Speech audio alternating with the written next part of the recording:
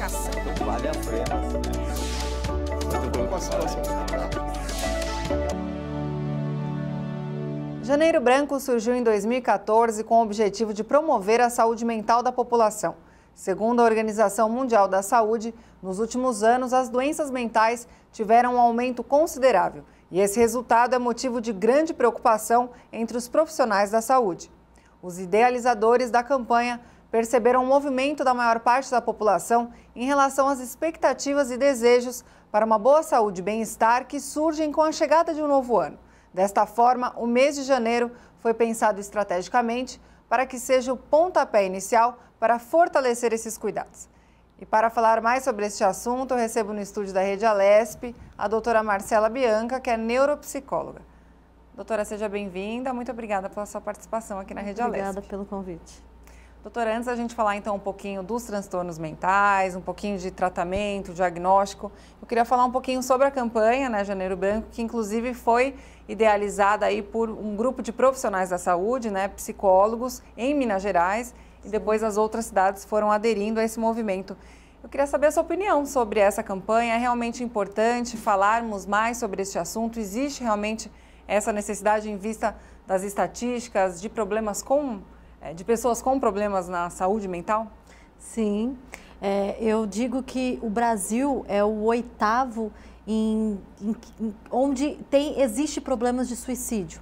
Então, diante dessa questão, nós começamos a ter todo esse trabalho de alertar as pessoas da importância de cuidar da saúde mental. Então, o porquê de ser em janeiro? Porque janeiro é um momento de reflexão, é aquele momento das pessoas falarem, é um novo ano, é uma nova etapa, é um novo momento, é onde as pessoas começam a refletir. Então, por que não iniciar essa reflexão, né, esse pensamento em todo...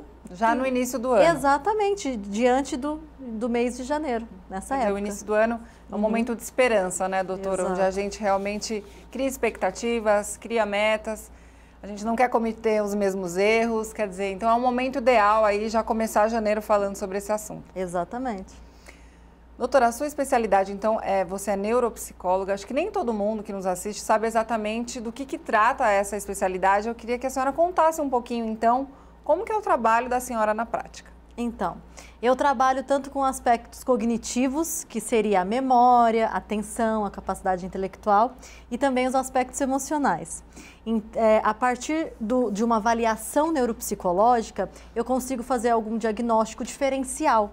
Às vezes, muitas pessoas chegam com uma queixa de desatenção, mas pode ser muito uma questão ansiosa ou um outro quadro psiquiátrico. Então, na avaliação neuropsicológica, a gente consegue ver qual é a dificuldade do paciente e trabalhar tanto aspectos neurológicos como psiquiátricos. Então, a gente trabalha... São dois aspectos diferentes. Exatamente. A gente trabalha com essa avaliação e, a partir disso, a gente também pode conseguir trabalhar através da reabilitação neuropsicológica, que seria os aspectos estimular a atenção, estimular a memória, o cérebro como um todo e também as emoções. Que eu sempre falo que uma boa memória está muito atrelada aos aspectos emocionais. A gente lembra muito das coisas quando as emoções estão andando junto ali. Então, a neuropsicologia, ela trabalha tanto emoção como cognição, que é o cérebro. Então, é cérebro e emoção. É por isso que a gente vê muitas vezes profissionais, por exemplo, que estão passando por um quadro de depressão, a gente percebe então que o rendimento da pessoa cai muito. É justamente porque existe essa ligação entre a emoção, o sentimento, os pensamentos, quer dizer, tudo está muito interligado, né, doutora? Exatamente. E eu sempre digo a importância da saúde mental, porque a ansiedade, a depressão, o estresse leva a uma possível demência. E no congresso que eu estive em Los Angeles no ano passado, eles falaram muito o quanto que precisamos cuidar da saúde mental para evitar um processo degenerativo, um Alzheimer, por exemplo, que não necessariamente só vai ser vindo de uma genética que um familiar tem, mas também o ambiente, as emoções, essas frustrações ou até mesmo essa ansiedade muito alta, os aspectos depressivos. Então a gente precisa cuidar muito da saúde mental. Certo. E falando um pouquinho, por exemplo, da depressão, né, que a gente fala hoje que é o mal do século, quer dizer, a gente vê as estatísticas mesmo mostrando que existe aí uma grande preocupação em relação, principalmente, à depressão, né? Como que a gente diferencia uma depressão emocional de uma depressão química, por exemplo?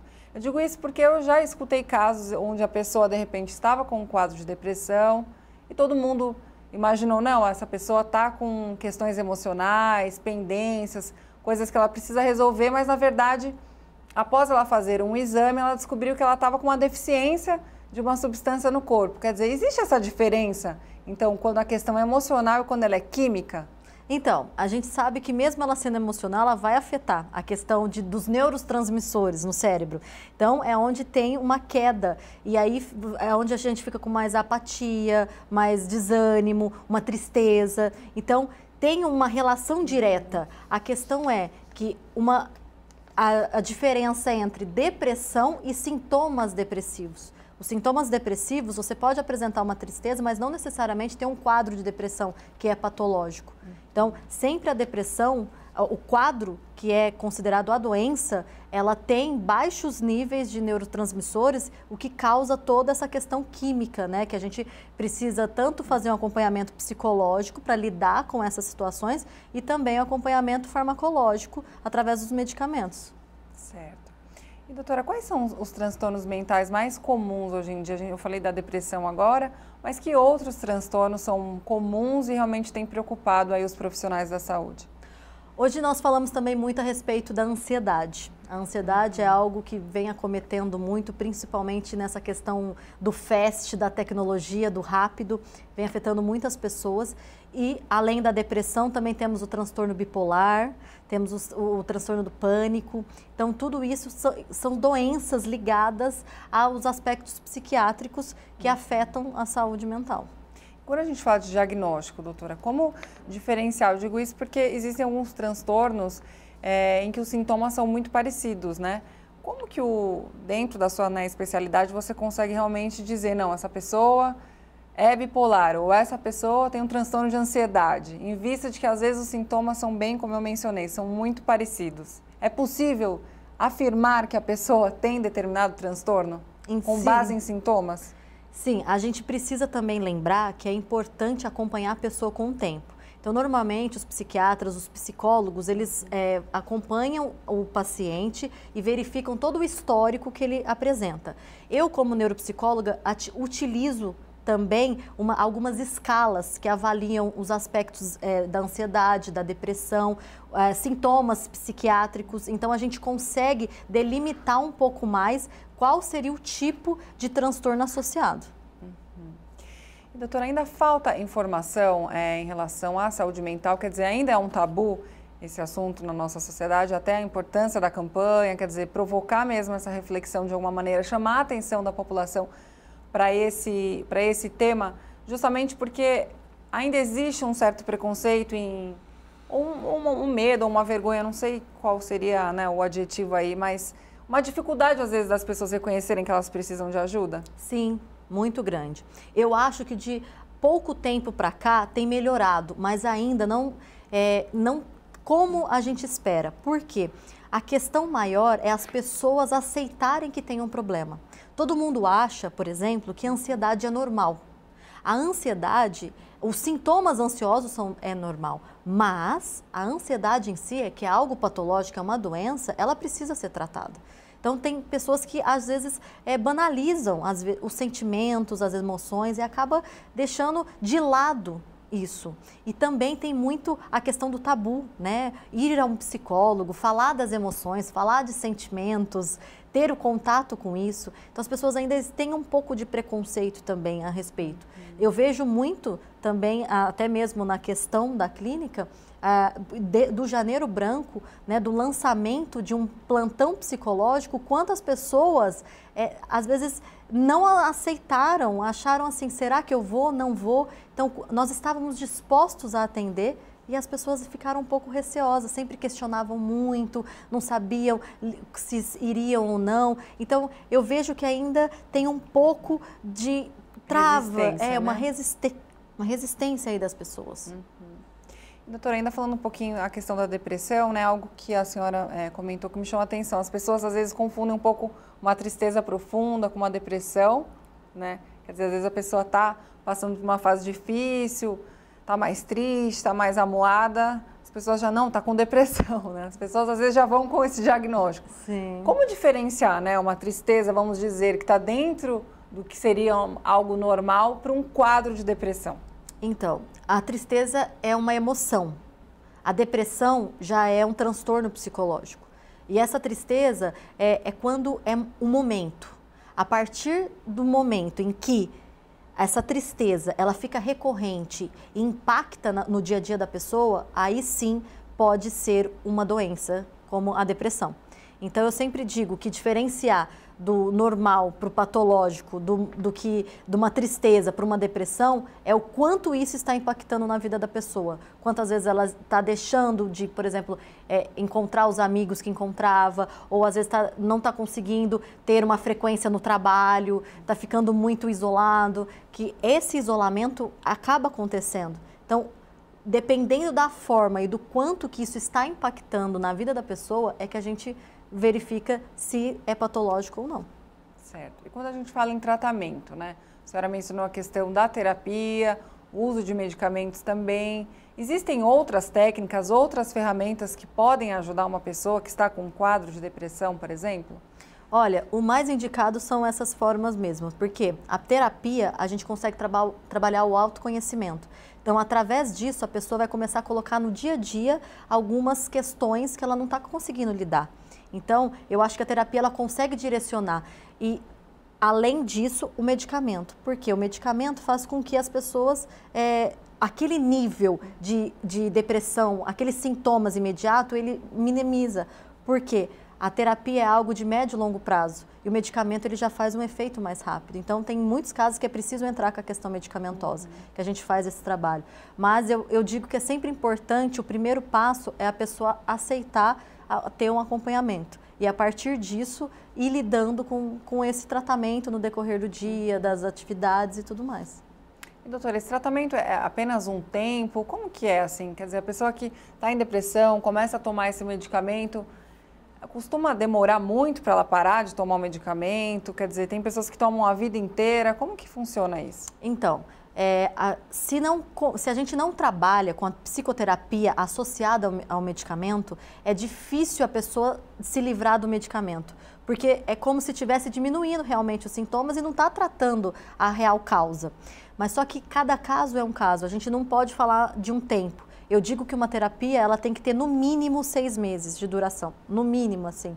6 meses a 1 ano, porque é o processo em que a pessoa vai começar a lidar com as dificuldades e vai entrar realmente num processo terapêutico, porque é algo de médio a longo prazo. Então depende muito do como que a pessoa está assim, reagindo, do quanto ela está disposta a trabalhar todas aquelas questões. Então cada um funciona de uma forma, mas o indicado é que todo tratamento medicamentoso tenha acompanhamento psicoterápico, né, tratamento terapêutico para realmente trabalhar a causa daqueles sintomas. Quer dizer, a união dessas duas ferramentas é realmente o ideal. Quando a pessoa toma só remédio e não se trata com o terapeuta, também é mais difícil ela conseguir sair do quadro. É mais difícil, porque ela precisa... Eu falo que o primeiro passo para trabalhar a questão da saúde mental no geral, de todos os quadros, tanto da ansiedade como da depressão, é o autoconhecimento. Trabalhar a questão da autoestima, de amor próprio, trabalhar o eu interno. Então, isso é possível a partir da terapia. Quando o terapeuta costuma questionar, fazer questionamentos e ir trazendo à tona todas as questões que às vezes estão ali camufladas, presas, né?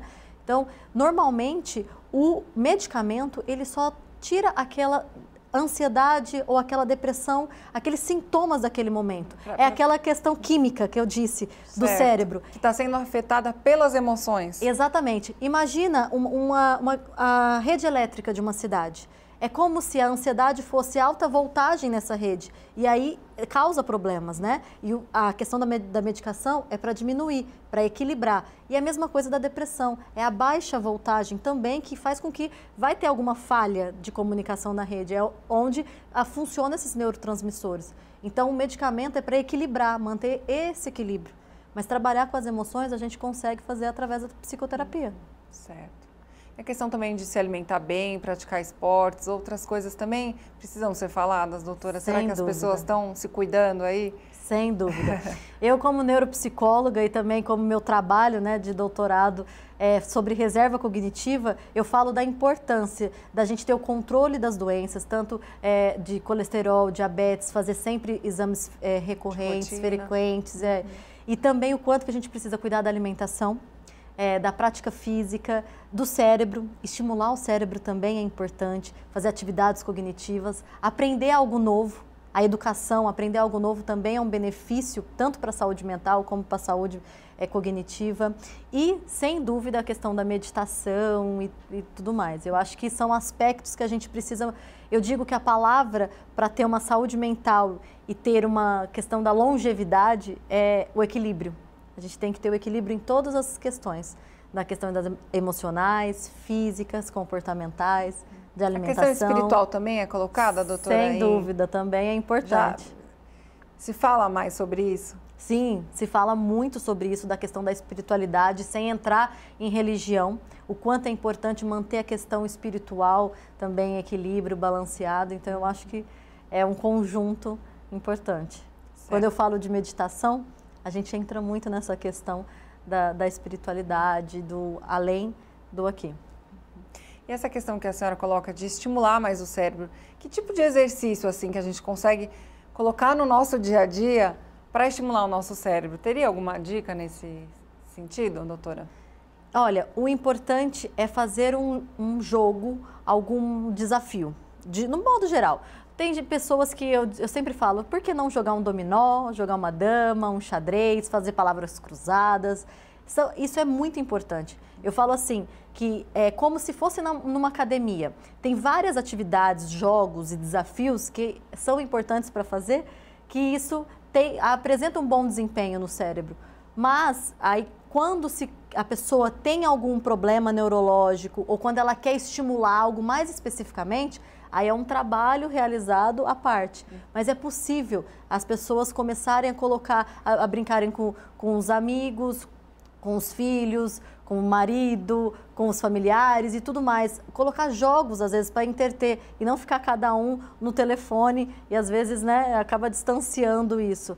Então, o quanto que os jogos e as atividades também pode melhorar a questão da relação entre as pessoas. Quer dizer, a interação social também cumpre um papel aí nas emoções do ser humano, né, doutora? Quer dizer, você interagir, conversar, ter bons momentos ali, isso também contribui para uma saúde emocional positiva. Exatamente. Então, esse equilíbrio também, às vezes, de se isolar. Então, o quanto que a tecnologia ela pode ter um benefício de aproximar pessoas, mas também de ter o isolamento pessoal de cada um. Então, temos que tomar muito cuidado com isso. Certo. Doutora, falando um pouquinho de suicídio também, que eu acho que é um tema aí muito forte, a gente tem visto o aumento nas taxas de suicídio, principalmente entre crianças e jovens. É algo assim realmente assustador, você vê uma criança já se suicidando, quer dizer, o que a gente poderia explanar, né, sobre esse tema e qual seria o caminho aí para a gente reduzir essas taxas, quais os principais distúrbios relacionados a esse tipo de atitude, né, quer dizer, a pessoa chegar ao ponto de se suicidar? Eu acho que o primeiro passo é as pessoas deixarem de lado o olhar pelos sentimentos. Então, primeiro a gente tem que olhar e ver o que aquilo está sentindo é preocupante, tanto as pessoas consigo mesmo como em volta. Então, às vezes observar as pessoas próximas e alertar da importância de procurar um profissional. Que eu acho que, como eu disse, muitas pessoas acabam achando que depressão e ansiedade é algo comum e acabam não procurando essa ajuda. E a partir dessa orientação das pessoas estarem alerta à volta, quando vê que a pessoa está se isolando ou que ela está muito ansiosa, fazer com que procure essa ajuda profissional já ameniza bastante. Faz com que uma pessoa que teria uma disposição a cometer um suicídio já não ocorra. E eu acho que é importante ressaltar o quanto que as pessoas precisam se conhecer, o autoconhecimento. Até às vezes tem muitas pessoas que estão preocupadas num relacionamento, estão preocupadas com o trabalho, estão preocupadas com as coisas em volta e não estão olhando para si. E eu acho que a maior questão das taxas de suicídio está relacionada a isso.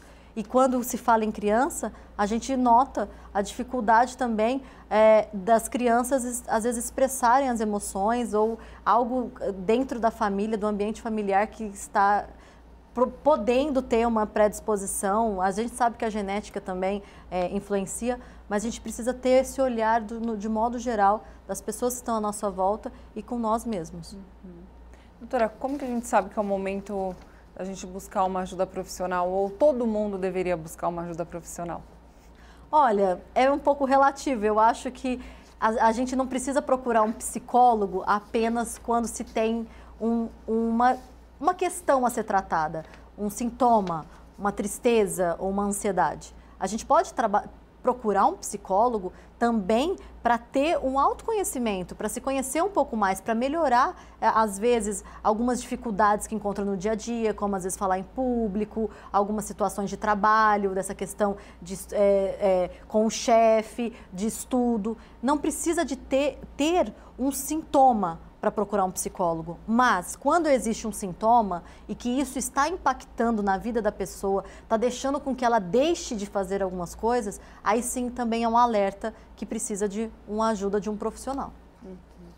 Falando um pouquinho da psicologia, né, doutora? A gente sabe que existem algumas linhas aí, algumas que trabalham mais a questão do inconsciente, ou vamos buscar lá atrás, na infância, alguma questão que de repente está gerando esse sintoma hoje de depressão na sua vida, outras linhas que já são mais trabalhadas no presente, olhando mais para o futuro.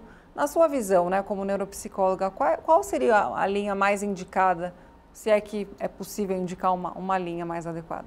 Olha, eu digo que cada uma tem seu benefício. Eu não digo que tenha algo melhor ou pior. Eu acho que cada uma tem o seu benefício de modo geral para a saúde mental. Independente da abordagem do psicólogo, eu acho que a pessoa tem que se identificar com o trabalho, entendeu? Porque tem pessoas que gostam de algo mais diretivo, algo um pouco mais dinâmico, como uma terapia cognitivo-comportamental. Tem gente que já gosta da psicanálise, que ela entra um pouco nos aspectos mais do inconsciente. Então, depende muito de cada pessoa. E depende também do transtorno que a pessoa tem? De repente, existe uma linha mais adequada ou não existe isso? Então, de repente, para a pessoa que tem depressão, é melhor uma linha, uma psicanálise, por exemplo. Eu só digo que tem uma diferença sim.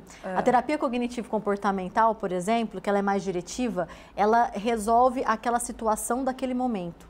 A psicanálise, ela entra em outras questões do passado, então a terapia cognitivo-comportamental ela é um pouco mais breve. Então, aquela pessoa que quer tratar, às vezes, uma coisa mais um pouco diretiva, ela vai fazer uma terapia mais comportamental.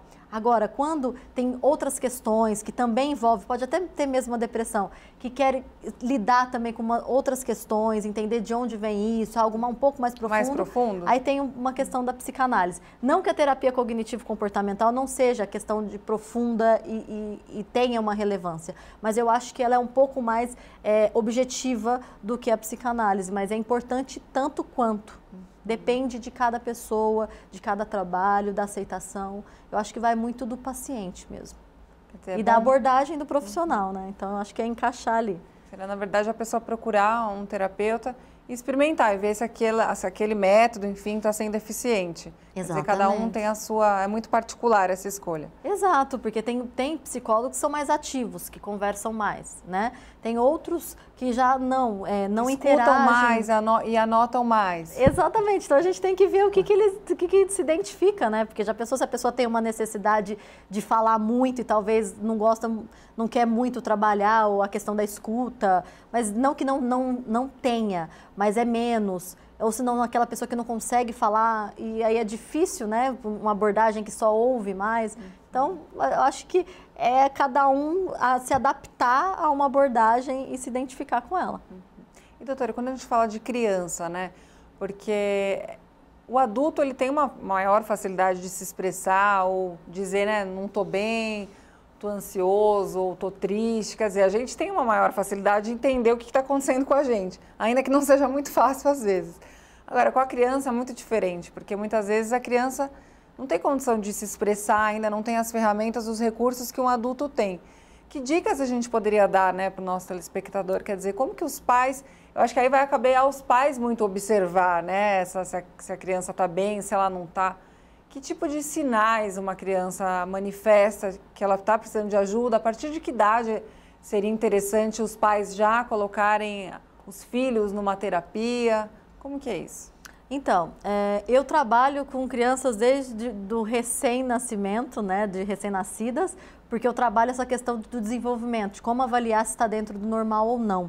Então, assim, não tem muito regra de quando começar, mas o que me chama a atenção é o quanto que quando a criança vai no consultório fazer uma avaliação e eu questiono a respeito dos aspectos de sintomas depressivos e de ansiedade, o quanto que é discrepante. Às vezes a criança apresenta sim sintomas de ansiedade ou de depressão e na visão dos pais não tem. É o mesmo questionário aplicado em ambos. Então, o que eu sempre indico é essa observação dos pais e a questão da escuta.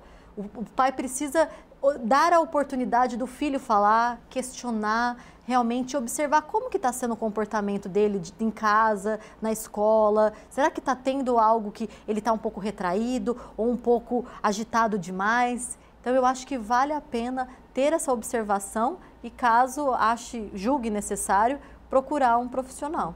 Mas é de muito... criança já pode levar para uma terapia, por exemplo. Exatamente. Nós temos vários casos na infância de transtornos de opositor, de transtornos de déficit de atenção. Então, não necessariamente precisa esperar a adolescência ou a fase adulta para procurar esse tratamento. Porque se a gente trabalha isso também na época do desenvolvimento, que é a época infantil, a gente vê muito uma melhora significativa, na verdade, desse paciente no decorrer da vida.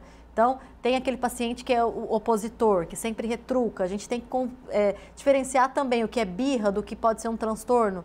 Então, por que não trabalhar isso para... Um profissional para ajudar nesse diagnóstico, né? Exatamente, tanto no diagnóstico como no tratamento, porque ele vai... ter uma vida um pouco mais tranquila, porque imagina, ter aquele comportamento um pouco sempre de querer se opor às situações, sempre querer desafiar, acaba tendo algumas dificuldades sociais, acaba tendo uma dificuldade nos estudos e posteriormente até no trabalho, de relacionamento com as pessoas. Então, se tem alguma questão que os pais observam ou algum familiar próximo observa na criança, sinalizem. Às vezes eles ficam com receio, eu sempre chego e falo assim, nossa, o meu sobrinho tem, mas eu não sei como falar. Não digam sim, que eu acho que é muito importante para a criança. Às vezes os pais não estão vendo, mas as outras pessoas estão observando o quanto que isso precisa ser visto e dito mesmo, questionado e possivelmente encaminhado por um psicólogo, por um terapeuta, um psiquiatra também. Um psiquiatra que julgarem necessário. Até mesmo a questão que se fala muito a respeito do desenvolvimento hoje do autismo, né? Então, se verifica que tem algo ali diferente, por que não também procurar um neurologista e tudo mais. Então, eu acho que é muito importante essa atenção em todas as faixas etárias do outro, para consigo mesmo e com os outros à volta. Tá certo. Doutora, eu quero agradecer muito a sua participação aqui na Rede Alesp, foi muito importante a sua contribuição aí para o nosso Janeiro Branco. Que bom, eu agradeço. À disposição. O programa Em Discussão fica por aqui. Muito obrigada pela sua importante audiência e até o nosso próximo encontro. Tchau, tchau.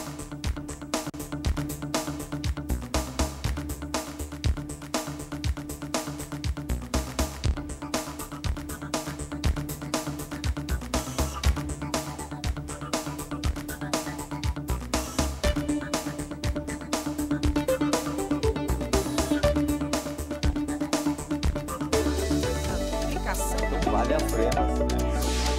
Muito bom com a situação.